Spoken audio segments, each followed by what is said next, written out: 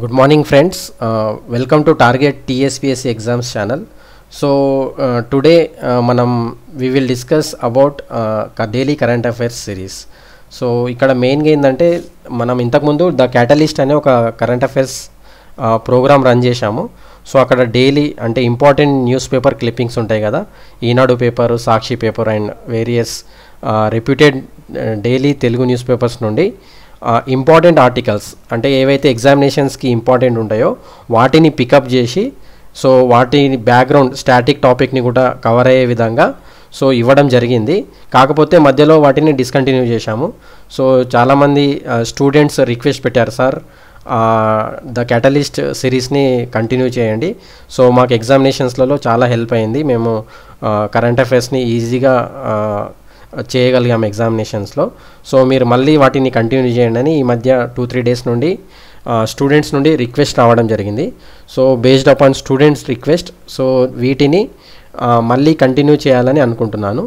So the catalyst program main ఉద్దేశం ఏంటంటే every competitive ఎగ్జామినేషన్లో కానివ్వండి, మీరు చూడండి గ్రూప్ 1 ఎగ్జామినేషన్ ప్రిలిమ్స్ కానివ్వండి, గ్రూప్ 2 ఎగ్జామినేషన్ కానివ్వండి, గ్రూప్ 3 ఎగ్జామినేషన్ కానివ్వండి, ఇప్పటి వరకు టీఎస్పీఎస్సీ కండక్ట్ చేసిన వేరియస్ ఎగ్జామినేషన్స్లలో ఈవెన్ ఏడబ్ల్ఈ, AE, TBPO and junior lecturer so and CDPO ఇలాంటి అన్ని ఎగ్జామినేషన్స్లలో current affairs will play very crucial role. So వీటిని దృష్టిలో పెట్టుకొని స్టూడెంట్స్ చాలా వెయిటేజ్ ఉంది కాబట్టి మార్కెట్లో కరెంట్ అఫైర్స్ దొరుకుతున్నాయి, కాకపోతే వీడియో రూపంలో చేయడం వల్ల మీకు ఏంటంటే ఈజీగా గుర్తుండిపోతుంది. సో ఎగ్జామినేషన్ హాల్లో మీకు ఇచ్చిన 4 ఆప్షన్స్లలో త్వరగా వాటిని ఆన్సర్ చేయగలుగుతారు, వెరీ యాక్యురేట్గా చేయగలుగుతారు. సో ఈ రోజు నుండి మనం వీటిని కంటిన్యూ చేద్దాం, ది క్యాటలిస్ట్ సిరీస్. సో ఎవరైతే ఇప్పటివరకు మన ఛానల్ని సబ్స్క్రైబ్ చేయలేదో సబ్స్క్రైబ్ చేయండి. సో ఆల్మోస్ట్ మనకి ప్రెజెంట్ 20,000 మెంబర్స్ ఉన్నారన్నట్టు, మనకి 20,000 సబ్స్క్రైబర్స్ ఉన్నారు. సో ఇంకా చాలామంది చూస్తున్నారు, వ్యూస్ అనేటివి మనకు ఆల్మోస్ట్ 80,000 వ్యూస్ వస్తున్నాయి, కొన్ని వీడియోస్కి 80,000 90,000 వ్యూస్ ఉన్నాయి. చాలామంది చూస్తున్నారు బట్ వాళ్ళు సబ్స్క్రైబ్ చేసుకోవట్లేదు. సో ఖచ్చితంగా మన ఛానల్ని సబ్స్క్రైబ్ చేసుకోండి. ప్లస్ ఒకవేళ మీకు ఈ వీడియో నచ్చితే లైక్ చేయండి. సో మీరు లైక్ చేయడం వల్ల ఏంటంటే చాలామందికి రీచ్ అవుతుంది వీడియో, సో వాళ్ళకు కూడా హెల్ప్ అవుతుంది. సో ఈ టార్గెట్ టీఎస్పీఎస్సీ అనేది దీని founder as a MD Yunus నా పేరు. సో దీన్ని స్టార్ట్ చేసి ఆల్మోస్ట్ 3 years అవుతుంది. సో ఈ టార్గెట్ టీఎస్పీఎస్సీ మనకు టెలిగ్రామ్ ఛానల్ ఉంది, అందులో ఆల్మోస్ట్ 20,000 మెంబర్స్ ఉన్నారు. So they got benefited through various programs. మన కరెంట్ అఫైర్స్ తెలంగాణ 365 అని exclusive regional current affairs books launch చేశాము. ప్లస్ సైన్స్ అండ్ టెక్నాలజీ అంటే లాస్ట్ గ్రూప్ 1 అప్పుడు ఆల్మోస్ట్ మన సైన్స్ అండ్ టెక్నాలజీ బుక్ నుండి అరౌండ్ 20 క్వశ్చన్స్ రావడం జరిగింది, 18-20 అంటే science as well as science and technology cover చేసాం. ప్లస్ మనము international relations, art and culture ఇలా వేరియస్ బుక్స్ మనం లాంచ్ చేయడం జరిగింది. ఇవన్నీ మన టార్గెట్ టీఎస్పీఎస్సీ యాప్లో అవైలబుల్ ఉన్నాయి. సో వాటిని అప్డేటెడ్ కూడా చేస్తాను. సో మీకు next upcoming group 1, group 2, group 3 అన్ని ఎగ్జామినేషన్స్లో హెల్ప్ అయ్యే విధంగా I will give best possible current affairs to you. So guys ఇంకా టాపిక్లోకి వచ్చేసి కల్లా ఫస్ట్ టాపిక్ మన సాక్షి పేపర్లో ఏమొచ్చిందంటే రెవెన్యూ మాసం అంటే ఏప్రిల్ నెలలో రెవెన్యూ శాఖలో కీలక మార్పులు అన్నారు. ఈ కీలక మార్పులలో మెయిన్ ఏంటంటే భూభారతి పోర్టల్. భూభారతి పోర్టల్ అనేది ఇది ప్రీవియస్గా మనకి ధరణి పోర్టల్ అని ఉంది కదా, ఈ ధరణి పోర్టల్ని వీళ్ళు భూభారతి పోర్టల్గా చేంజ్ చేస్తున్నారు అన్నట్టు, భూభారతి పోర్టల్గా మారుస్తున్నారు. సో అక్కడ కొన్ని ఇష్యూస్, టెక్నికల్ ఇష్యూస్ ఉన్నాయి కదా, వాటన్నిటిని సాల్వ్ చేయడం కోసము ప్లస్ యూజర్ ఫ్రెండ్లీగా ఉండడం కోసం అంటే సిటిజన్ ఫ్రెండ్లీ ఉండేటట్టు ఈ భూభారతి పోర్టల్ని తీసుకురాబోతున్నారు. యాక్చువల్గా వీళ్ళు బేసికల్లీ ఈ ఉగాదికే తీసుకురొద్దాం అనుకున్నారు, బట్ దీన్ని నెక్స్ట్ మన ఏప్రిల్ 1st వీక్లో ఈ భూభారతి పోర్టల్ని తీసుకురాబోతున్నారు. సో దీనికి సంబంధించిన భూభారతి మార్గదర్శకాలను ఆల్రెడీ న్యాయశాఖ క్లియరెన్స్ ఇచ్చిందని ఇందులో తెలిపారు. సో దీన్ని సీఎం రేవంత్ రెడ్డి పరిశీలన అనంతరం ఈసారి జరగబోయే క్యాబినెట్ మీటింగ్లో దీన్ని ఆమోదం తెలుపుతారు. సో ధరణి స్థానంలో అమల్లోకి భూభారతి. ఇంకోటి మెయిన్ థింగ్ ఏంటంటే ఇక్కడ ఈవెన్ గవర్నమెంట్ రిజిస్ట్రేషన్స్ డిపార్ట్మెంట్లో కూడా రీఫార్మ్స్ తీసుకురాబోతుంది. సో ఇప్పుడు ఎట్లయితే మనకి అగ్రికల్చర్ కోసం ధరణిలో ఏ విధంగా అయితే మనకి ల్యాండ్ అంటే ల్యాండ్ రిజిస్ట్రేషన్ కోసం స్లాట్ బుకింగ్ ఎలా ఉందో సేమ్ అలానే రిజిస్ట్రేషన్ డిపార్ట్మెంట్లో కూడా వీళ్ళు కొన్ని రీఫార్మ్స్ తీసుకురాబోతున్నారు. వాటిని కూడా అంటే నాన్ అగ్రికల్చర్ ల్యాండ్స్ని కూడా ఈజీగా బుకింగ్ స్లాట్ బుకింగ్ చేసుకొని ఎలాంటి అవకతవకలు లేకుండా ట్రాన్స్పరెన్సీగా కరప్షన్ ఎలాంటి లేకుండా హ్యాసిల్ ఫ్రీ చేద్దామని రిజిస్ట్రేషన్ డిపార్ట్మెంట్లో కూడా తీసుకురాబోతున్నారు. సో ఈ భూభారతి పోర్టల్ ఎక్కడ లాంచ్ చేశారు, ఏం చేశారు అనేది మనకి నెక్స్ట్ అప్డేట్స్లో వస్తుంది. అది ఎగ్జామినేషన్స్కి వెరీ వెరీ ఇంపార్టెంట్. ఒక పోర్టల్ కానివ్వండి, ఒక స్కీమ్ కానివ్వండి, ఎప్పుడు లాంచ్ చేశారు, దాని ఉద్దేశం ఏంది, బెనిఫిషియరీస్ ఎవరు, ఏ డిపార్ట్మెంట్ కింద వస్తుంది, అండ్ వాటి యొక్క ఆబ్జెక్టివ్స్ ఏంటి, ఇవన్నీ very very important for examination perspective. So next ఇక్కడ ఇంపార్టెంట్ కరెంట్ అఫైర్ ఏముందంటే మనకి భూభారతి పోర్టల్ అంటే Bhubharati pilot project. So Bhubharati pilot ప్రాజెక్ట్గా మనకి నిజామాబాద్ జిల్లాని ఎన్నుకున్నారు. సో ఇక్కడ మెయిన్గా వీళ్ళు ఏం చేశారంటే నిజామాబాద్ డిస్టిక్లో 922 విలేజెస్లలో టోటల్గా 14 lakh ఎకర్స్ని డిజిటలైజ్ చేశారు. ఈ ల్యాండ్ని డిజిటలైజ్ చేసి ఈ టోటల్ 922లో 914 విలేజ్లో ఆల్రెడీ సర్వే కంప్లీట్ అయిపోయింది. సో దీన్ని ఒక పైలట్ ప్రాజెక్ట్గా తీసుకున్నారు. సో ఇక్కడ ఏమైతే ఇష్యూస్ వస్తున్నాయి, దాన్ని ఎట్లా సాల్వ్ చేయాలి, సో ఇక్కడ వన్స్ సక్సెస్ఫుల్ అయితే నిజామాబాద్ డిస్టిక్లో సక్సెస్ఫుల్ అయితే దీన్ని రాష్ట్రం మొత్తానికి అప్లికేబుల్ అయ్యే విధంగా చేస్తారన్నట్టు ఈ పోర్టల్ని. So next important current affair మనకి ఇక్కడ ఏం తెలుస్తుందంటే ఇందిరమ్మ ఇళ్ళు. సో ఇది one of the important government flagship program. So ఇక్కడ వీళ్ళు ఏం చెప్తున్నారంటే వన్స్ బేస్మెంట్ పూర్తయితే వెంటనే ₹1,00,000 ఇవ్వండి అని మార్గదర్శకాలు జారీ చేశారు. అంటే ఒక వీళ్ళు గ్రౌండింగ్ వన్స్ అయిపోయిన తర్వాత వీళ్ళకు ₹1,00,000 ఇవ్వాలని మన రెవెన్యూ శాఖ మంత్రి ఉన్నారు కదా, మన పొంగులేటి శ్రీనివాస్ గారు చెప్పారు. సో ఇక్కడ వీళ్ళు బేసికల్గా ఫేజ్ 1లో రాష్ట్ర వ్యాప్తంగా దాదాపు 516 గ్రామాల్లో ఒకేసారి ఇళ్లను ప్రారంభించబోతున్నారు. అంటే గ్రౌండింగ్ ఆఫ్ ఇందిరమ్మ ఇల్లు 516 విలేజెస్లలో ఫస్ట్ ఫేజ్లో స్టార్ట్ చేయబోతున్నారు. సో వన్స్ బేస్మెంట్ పూర్తయితే వీళ్ళకి లబ్ధిదారులకి ₹1,00,000 వస్తారు. సో దీని గురించి క్లియర్గా మనకు తెలుసుకోవాలంటే అసలు what is Indiramma housing scheme ఏంది, ఆబ్జెక్టివ్స్ ఏంది, ఎక్కడ లాంచ్ చేశారని చూస్తే సో March 11, 2024 రోజున చీఫ్ మినిస్టర్ రేవంత్ రెడ్డి గారు ఈ ఇందిరమ్మ ఇళ్ల పథకాన్ని భద్రాద్రి కొత్తగూడెం డిస్టిక్ భద్రాచలంలో ప్రారంభించారు. సో ఈ స్కీమ్ కింద హౌస్ పట్టాస్ ఉన్న ఉమెన్ ఉంటారు కదా, వాళ్ళకి హౌస్ పట్టాస్ డిస్ట్రిబ్యూట్ చేస్తారు. మెయిన్గా ఉమెన్ పేరు మీద డిస్ట్రిబ్యూట్ చేస్తారు.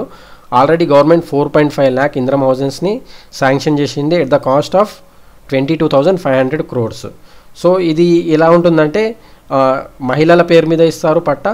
సో ప్రతి ఇంటికి ఒక ఫైనాన్షియల్ అసిస్టెన్స్ ఇల్లు కట్టుకోవడానికి ₹5,00,000 ఇస్తారు. ప్లస్ ఇందులో మెయిన్ పాయింట్ ఏంటంటే SC/ST బెనిఫిషియరీస్కి ₹6,00,000 ఇస్తారు. మిగతా వారికి 5 lakhs, SC/ST వాళ్ళకి 6,00,000 ఇస్తారు. సో ఎక్కడ స్టార్ట్ చేశారు? భద్రాచలంలో స్టార్ట్ చేశారు. లాంచ్ డేట్ ఏంది? 11th March 2024. సో ఒక్క కాన్స్టిట్యుయెన్సీకి 3,500 యూనిట్స్ని అలొకేట్ చేస్తున్నారు. సో నెక్స్ట్ ఇంపార్టెంట్ స్కీమ్ ఏముందంటే ఈరోజు న్యూస్లో సన్నబియ్యం పథకం. సో ఈ సన్నబియ్యం పథకం ఎక్కడ స్టార్ట్ చేస్తున్నారంటే రేపు హుజూర్ నగర్లో సీఎం రేవంత్ రెడ్డి గారు ప్రారంభించబోతున్నారు ఈ స్కీమ్ని. సో ఇందులో ఉన్న మెయిన్ థింగ్ ఏంటంటే మన తెలంగాణ రాష్ట్రంలో 85% జనాభాకు ఈ సన్నబియ్యం పథకం లబ్ధిదారు అంటే అందబోతుంది. 85% ఆఫ్ ద పాపులేషన్కి ఈ పథకం కింద ఎలిజిబిలిటీ ఉన్నారు. సో ఉగాది నుండి ఇది అంటే నెక్స్ట్ ఉగాది ఉంది కదా, ఉగాది పండుగ నుండి దీన్ని ప్రారంభించబోతున్నారు. సో ఎక్కడ? హుజూర్ నగర్లో ప్రారంభించబోతున్నారు. సో దీనివల్ల తెలంగాణ రాష్ట్రానికి ఆల్మోస్ట్ 2,800 కోట్ల అదనపు భారం రాబోతుంది. అంటే ఈ ఆల్రెడీ మనకి PDS షాప్లలో దొడ్డు బియ్యం పథకం ఉంది. సో దాని బదులు చాలామంది ఏం చేస్తున్నారంటే ఈ దొడ్డు బియ్యాన్ని మార్కెట్లో తక్కువ రేట్కి అమ్మేస్తున్నారు. వాళ్ళు తినట్లేదు, తక్కువ రేట్కి అమ్మి మళ్ళీ బయట కొంటున్నారు. సో దీన్ని నివారించడం కోసం, డైరెక్ట్ బెనిఫిషియరీస్ ఇచ్చిన ఫుడ్ని తినడం కోసం గవర్నమెంట్ ఈ స్కీమ్ని లాంచ్ చేయబోతుంది. దీనివల్ల స్టేట్ గవర్నమెంట్కి ఆల్మోస్ట్ 2,800 crores భారం పడబోతుంది. సో ప్రెజెంట్గా అయితే స్టేట్లో 90 lakhs రేషన్ కార్డ్స్ ఉన్నాయంట. ప్రస్తుతం రాష్ట్రంలో 90 lakhs రేషన్ కార్డ్స్ ఉన్నాయి. టోటల్ బెనిఫిషియరీస్ వచ్చే కల్లా 2.85 crores, అంటే ఆల్మోస్ట్ మన 4 crores పాపులేషన్ కదా. ఈ 4 crores పాపులేషన్లో అందులో 2.85 crores బెనిఫిషియరీస్ ఉన్నారు. సో వీళ్ళకి ఎవ్రీ మంత్ ఎంత అవుతుందంటే 10,665 crores అవుతుంది. సో వీటిని ఎట్లా అంటే సెంట్రల్ స్టేట్ ఇద్దరు కలిసి డిస్ట్రిబ్యూట్ చేయబోతున్నారు. సో రీసెంట్గా తెలంగాణ గవర్నమెంట్ కూడా న్యూ రేషన్ కార్డ్స్ ఇష్యూ చేసింది. సో కొత్తగా ఎంతమంది అంటే 30 lakhs బెనిఫిషరీస్ వచ్చారు అన్నట్టు. ఈ న్యూ రేషన్ కార్డ్స్ వల్ల 30 lakhs బెనిఫిషరీస్ వచ్చారు. సో నెక్స్ట్ మనకి ఇంకా ఇంపార్టెంట్ న్యూస్ ఏమిటంటే అటవీ అధికారులు ఆస్ట్రేలియా పర్యటన. సో మన ఫారెస్ట్ డిపార్ట్మెంట్ అఫీషియల్స్ ఉంటారు కదా, వీళ్ళందరూ April 5 నుండి April 15 వరకు అంటే 10 days వీళ్ళు ఆస్ట్రేలియాకి వెళ్ళనున్నారు. ఆ దేశంలో వీళ్ళు ఏంటంటే మెయిన్గా బొగ్గు గనుల ప్రాంతాలు ఉంటాయి కదా, ఆస్ట్రేలియాలో ఎక్కువ మంచి క్వాలిటీ కోల్ దొరుకుతుంది. ఆ బొగ్గు గనుల ప్రాంతాల్లో అటవీ అభివృద్ధి ఎట్లా ఉంది అంటే ఫారెస్ట్ డెవలప్మెంట్ ఎట్లా ఉంది అండ్ ఎన్విరాన్మెంట్ ప్రొటెక్షన్ పర్యావరణ పరిరక్షణ తీసుకుంటున్న చర్యలు ఎట్లున్నాయి వీటిని పరిశీలించడానికి కోసం ఈ అటవీ అధికారులు ఆస్ట్రేలియా పర్యటనకి వెళ్ళిపోతున్నారు. సో ఇందులో మెయిన్గా మనకి అటవీ శాఖ ముఖ్య కార్యదర్శి Ahmed Nadeem and PCCF RK Dobriyal తదితరులు వీళ్ళందరూ కలిసి ఆస్ట్రేలియా పర్యటన వెళ్ళబోతున్నారు. సో ఇదొక ఇంపార్టెంట్ న్యూస్ ఉంది.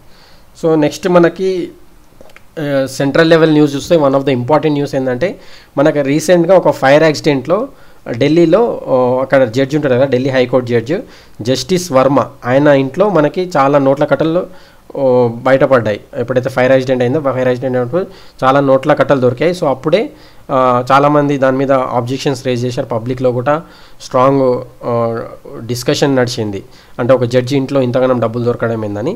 సో యాక్చువల్గా డబ్బులు ఆయనవా కావా, అసలు ఏమైనా కాన్స్పిరసీ ఉందా లేదా రియల్గా ఆయనమనేనా అంటే దానికోసం తెలుసుకోవడం కోసం సుప్రీంకోర్టు ఏం చేసిందంటే ఇన్హౌస్ కమిటీ ఏర్పాటు చేసింది. ఇన్హౌస్ ఎంక్వైరీ కమిటీ ఏర్పాటు చేసింది. 3 members జడ్జెస్ నేతృత్వంలో ఏర్పాటు చేసింది.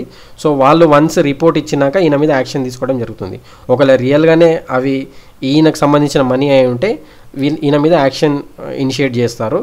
సో కాబట్టి ఇప్పుడైతే ప్రజెంట్ ఇన్హౌస్ ఎంక్వైరీ కమిటీ ఉంది. సో ఎప్పుడైతే మన ఒక జడ్జి మీద ఇన్హౌస్ ఎంక్వైరీ కమిటీ ఉంటుందో సో అప్పుడు ఆ జడ్జి అనే పర్సన్ ఆయన ఆ పదవి నిర్వర్తించొద్దు యాక్చువల్గా. సో కాబట్టి ఏం చేశారంటే ఈయనకి ఢిల్లీ హైకోర్టు నుండి ఈయనకి అలహాబాద్ హైకోర్టుకి బదిలీ చేశారు. సుప్రీంకోర్టు ఆర్డర్ ఇచ్చింది, అలహాబాద్ హైకోర్టుకి బదిలీ చేశారు. కాకపోతే even Allahabad high court chief justice కూడా chief justice of India clear instructions ఇచ్చారు. ఏంటంటే ఈయనకి న్యాయపరమైన విధుల నుండి కొంచెం దూరంగా పెట్టండి అని చెప్పారు అన్నట్టు. అంటే ట్రాన్స్ఫర్ చేశారు బట్ ఆయనకి న్యాయ విధులు అప్పచెప్పారు. సో ఇది ఎందుకంటే మన జ్యుడిషియరీ యొక్క ట్రాన్స్పరెన్సీ అండ్ పబ్లిక్లో ఒక ఫేత్ ఉండడం కోసం ఇట్లా ఎవరైనా జడ్జి ఏదైనా ఆరోపణలు ఎదుర్కొంటున్నప్పుడు వాళ్ళకి న్యాయ విధుల నుండి దూరంగా ఉంచుతారు. సో మెయిన్గా వన్ ఆఫ్ ద న్యూస్ ఇది ఒకటి ఉంది. సో మనం ఇందాక డిస్కస్ చేసాం కదా, రిజిస్ట్రేషన్లు ఇక ఈజీ అంటే ఇప్పటి నుండి నెక్స్ట్ ఏప్రిల్ నెలలో రిజిస్ట్రేషన్ డిపార్ట్మెంట్లో కీలక మార్పులు రాబోతున్నాయి. అంటే వ్యవసాయేతర భూములు ఉంటాయి కదా, లైక్ ప్లాట్స్ కానీ వెంచర్స్ కానీ వీటి యొక్క ట్రాన్సాక్షన్స్ కోసము ఒక ఆన్లైన్ విధానాన్ని తీసుకురాబోతున్నాను. ఆల్రెడీ ఎగ్జిస్టింగ్ ఉంది కానీ అంత ఎఫిషియెంట్గా లేదు.